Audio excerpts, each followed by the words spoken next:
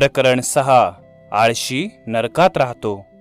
माणसास सतत कार्य हवे. सतत हालचाल करणे हा माणसाचा स्वभाव आहे. एखाद्या सतत कार्य करत असलेल्या माणसाला सांगितले, स्वस्थ बस, काही करू नकोस, तर त्यालाही शिक्षाच वाटेल.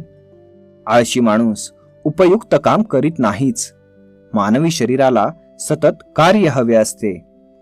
शरीराच्या अवयवांना काम दिले नाही तर त्याला मृत्यूच येणार. हिमालयात काही साधू त्यांच्यामध्ये तपश्चर्या करतात. म्हणजे एक हात सतत उंच करून उभे राहतात. त्या हाताचा काहीच वापर न केल्यामुळे 2-4 महिन्यातच तो हात लाकडासारखा वाळून जातो व अजिबात हलत नाही. त्या हाताचा उपयोगच नसतो. आळशी माणसाला सुद्धा कोणता तरी उद्योग हवा असतो, पण आळसाचा उद्योग फलदायी कधीच नसतो. आळशी माणसाचा एक नमुना. असाच एक आळशी मनुष्य माझ्या माहितीचा आहे. 38 वर्षाच्या आयुष्यात त्याने कसलेच काम केले नाही. जेवायला बसल्यावर त्याला पाणी पिण्याचे भांडे आणून द्यावे लागते, तरच तो पाणी पितो. त्याचे आई वडील निवृत्त प्राध्यापक आहेत.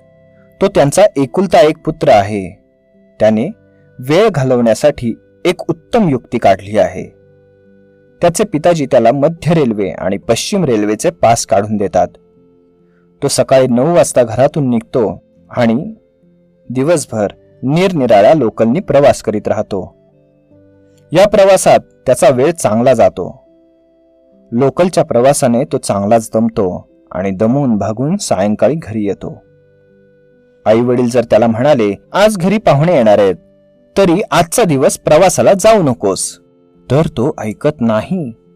तो म्हणतो की मला प्रवासाला गेलेच पाहिजे, घरी थांबणे मला जमणार नाही.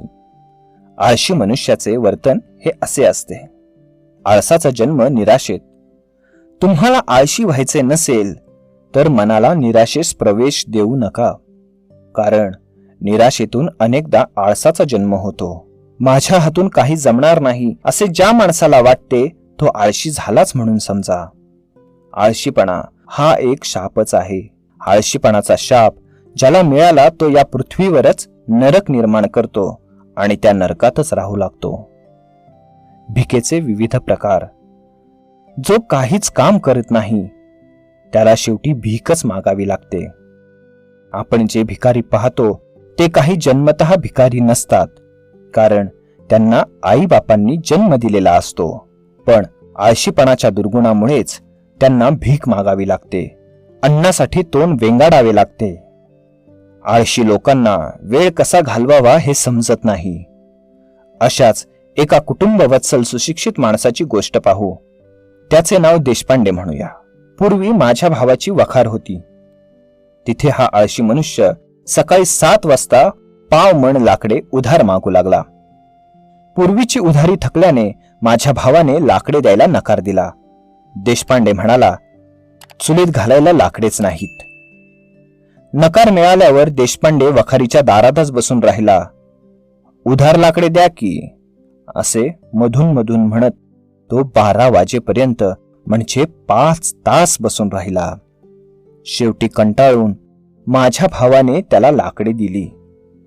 ही आळशी माणसे कसलेच काम करीत नाहीत आणि त्यांच्याकडे द्रव्य नसते. मग ते निरनिराळ्या प्रकारे भीक मागतात. एक कामगार एका विडीसाठी आपल्या सहकार्याकडे 2 तास याचना करताना मी पाहिला आहे. श्रम करणारा उपाशी मरत नाही. अशिक्षित व सुशिक्षित भिकाऱ्याचे असे अनेक नमुने तुमच्या आसपास तुम्हाला दिसतील. त्यांची सांगावी तेवढे उदाहरणे कमीच आहेत. ज्याची काम करण्याची इच्छा आहे तो आपल्या देशात कधीच उपाशी मरत नाही. मी धुळ्याला राहत होतो. तिथे एक भिल्ल स्त्री आमच्या ओळखीची होती. तिने संध्याकाळी सांगितले की घरात अन्नाचा कण नाही, पण भीक मात्र मागितली नाही. दुसऱ्या दिवशी ती उठली आणि जवळच्याच लळिंग किल्ल्याच्या डोंगरावर गेली. तेथील गवत तिने कापले आणि 12 वाजेपर्यंत ते विकून तिने ज्वारी आणली आणि दळून दुपारी 3 वाजता जेवण केले, पण भीक मागितली नाही. आळशी लोकांना मात्र भीकच मागावी लागते. आळशी माणसाचे उद्योग. आळशी माणसे कोणतेच काम करीत नाहीत. मग तो करतो तरी काय? मानवी शरीराला सतत हालचाल हवी असते. ती केली नाही तर शरीर नष्ट होऊ लागते. आळशी माणसे तर जडच असतात. मी बारकाईने पाहिले, आळशी माणसे एका जागी बसतात आणि पुढे मागे डोलतात किंवा एक पाय किंवा हात हलवतात. अशा तऱ्हेने कोणती तरी शरीराची हालचाल ते करीतच असतात. डोलता डोलता त्यांच्या मनात नाना विचार व मनोराज्य येतात. ही मनोराज्य वाढली की ही माणसे वेडीच होतात. त्यांना नाना प्रकारचे भास होतात. स्क्विझोफ्रेनिया. एखादा मुलगा तरुण वयात म्हणजे 15 ते 20 या वयातच काम न करता स्वस्थ बसतो. त्याच्या मनात सैतानाचा कारखाना चालूच असतो. त्याला नाना प्रकारचे भास होतात. ते त्याला सर्व खरे वाटतात व त्या काल्पनिक जगातच तो राहू लागतो. मग त्याची 2 व्यक्तिमत्वे तयार होतात, एक खरे आणि एक खोटे. एकाच शरीरात 2 व्यक्तिमत्वे राहतात. हा एक रोगच आहे व त्याला स्क्विझोफ्रेनिया असे नाव आहे. स्क्विझोफ्रेनिया झालेले तरुण सहसा फार जगत नाहीत. 40-45 त्यांचा अंत होतो. स्क्विझोफ्रेनियाची सुरुवात बालपणी होत नाही, तारुण्यातच ती होते. त्याला इतरही कारणे असतील, पण मुख्य कारण तो आळस करू लागतो हेच असते. स्क्विझोफ्रेनिया हा वेड्याचाच प्रकार मानला जातो व त्याला मानसशास्त्रज्ञ औषधोपचारही करतात, पण बहुतेक वेळा त्याचा उपयोग होत नाही. माधवची कथा. असाच एक तरुण होता. त्याचे नाव माधव ठेवूया. हा अगदी एकटा व एकलकोंडा होता. वास्तविक त्याला वडिलांनी केटरिंगचा व्यवसाय काढून दिला होता, पण तो व्यवसाय नीट न केल्यामुळे त्याला 2 लाख रुपये नुकसान झाले. व्यवसायात अनेकांशी संबंध येतो. त्याने एकदा 9 माणसांची यादी नाव पत्त्यासह माझ्याकडे दिली. त्याने सांगितले की ही सर्व 9 माणसे माझ्या जीवावर उठली आहेत. ते लवकरच माझा खून करतील. हे 9 लोक त्याला माल पुरवणारे व्यापारी होते.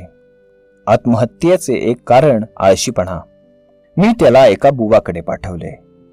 त्याने त्या युवकाला महामृत्युंजय मंत्राचा जप लाख वेळा करायला सांगितला.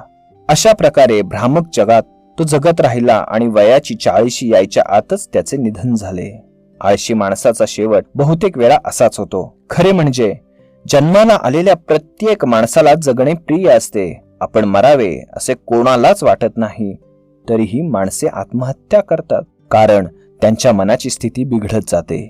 मनाच्या क्षणिक, लहरी किंवा दीर्घ विचार करूनही माणसे आत्महत्या करतात. जो सतत कार्यरत आहे त्याला आत्महत्येचा विचार करायला फुरसतच मिळत नाही. म्हणून तुम्हाला चांगल्या प्रकारे जगायचे असेल तर सतत कार्यरत राहा. काम नसेल तर निर्माण करा. करण्याजोगी हजारो कामे असतात. घरातील धुणी भांडी करा, पण काम करा. तुमच्या घरात आजूबाजूला कामे पडलेली असतात. माझे एक नातेवाईक अकाउंट्स ऑफिसर या मोठ्या हुद्द्यावर होते. भोजन करून ऑफिसात जाण्यापूर्वी त्यांच्याकडे भरपूर वेळ असे. ते कधीही चकाट्या पिटत नसत. त्यांची 6 मुले, बायको व आलेले पाहुणे या सर्वांचे ते सकाळी 1 तासात कपडे धुवत असत व वाळवत असत. ते म्हणत, सकाळचा वेळही चांगला जातो आणि मला थोडा व्यायामही होतो. आळशी माणसाला कामे दिसतच नाहीत. खरोखर आजूबाजूला शेकडो कामे पडलेली असतात. सेनापती बापट आपल्या घरासमोरचा रस्ता रोज झाडत असत. सेवा करायची ठरवली तर सेवेची हजारो कामे आहेत, पण आळशीपणा करायचे ठरवले तर त्याला एकही काम दिसणार नाही. आळसाचे प्रताप. या प्रकरणाचे नावच मुळी आळशी माणूस नरकात राहतो असे आहे. हे सर्वथा खरे आहे. माणसाचा आळशीपणा वाढत चालला म्हणजे तो स्वतःचा देहधर्मही सांभाळत नाही. 15-15 दिवस स्नान न करणारे आळशी मी पाहिले आहेत. अशा माणसांच्या शर्टच्या कॉलरीत उवा व पिसवा असतात. तो स्वतःचे तोंडही धुत नाही, त्यामुळे त्याचे दात पिवळे पडतात व त्यावर किटण येते. तो केस विंचरत नाही व कपडे धुवत नाही व मलिन कपडे घालतो. अशी आळशी माणसे दुर्मिळ नाहीत, जागोजागी सापडतात. पुण्यात प्र. बा. जोग नावाचे विक्षिप्त वकील होते. त्यांनी मी आणि पुण्यातील 420 वकील असे पुस्तकच लिहिले आहे. त्यांनी लिहिले आहे की एक वकील कोर्टासमोर प्रतिपादन करीत होते. त्यावेळेस त्यांच्या कॉलरवरून 5-6 ढेकळांची फौज चालली होती. म्हणजे हे वकील नक्कीच आळशी असले पाहिजेत.